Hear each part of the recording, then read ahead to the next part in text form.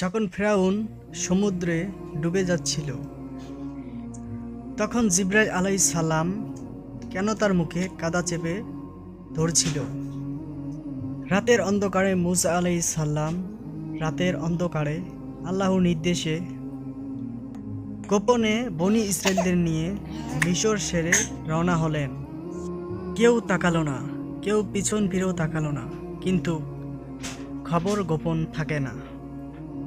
হঠাৎ সেনাবাহিনী ফিরআউন জানতে পারল যে দাসরা পালিয়ে যাচ্ছে।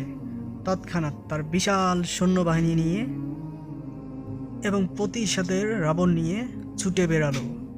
সকাল হতেই না হতে সকালে সূর্য উঠলে ঠিক দৃশ্যটা ভয়ঙ্কর হয়ে গেল। সামনে বিশাল এক সমুদ্র, পিছনে ফিরআউনের সৈন্যদল। বনি ইসরায়েলরা কাঁপতে শুরু করলো। তারা নবীজিকে বলল, আমরা তো ধরা পড়ে গেলাম। কিন্তু মুসা আলাইহিস সালাম শান্ত কণ্ঠে বললেন, না, তোমরা কেউ ভয় পেও না, আমার রব আমার সাথে আছে,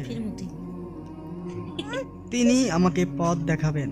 তারপর মুসা আলাইহিস সালাম আল্লাহর নির্দেশে তার হাতের লাঠি দিয়ে সমুদ্রে আঘাত করলেন। মুসা আলাইহিস সালাম তার হাতের লাঠি দিয়ে সমুদ্রে একটি আঘাত করলেন। সঙ্গে সঙ্গে পানি দ্বিখণ্ডিত হয়ে গেল, অর্থাৎ পানি দুপাশে দাঁড়িয়ে গেল এবং মাঝখান দিয়ে রাস্তা তৈরি হয়ে গেল, আর মাঝখানে তৈরি হলো শুকনো পথ। মুসা আলাইহিস সালামের ও তার সঙ্গীরা সেই শুকনো রাস্তা দিয়ে হেঁটে পার হয়ে গেল। ফিরআউন তা দেখেও থামেননি।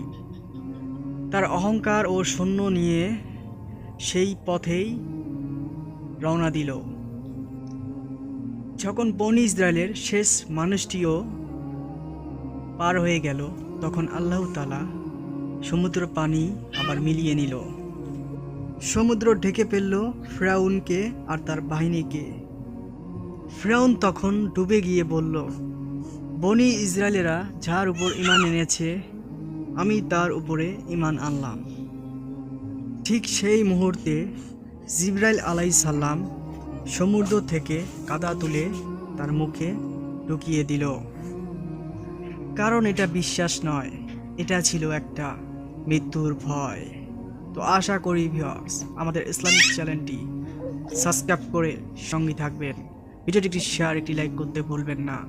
আল্লাহ হাফেজ, ধন্যবাদ।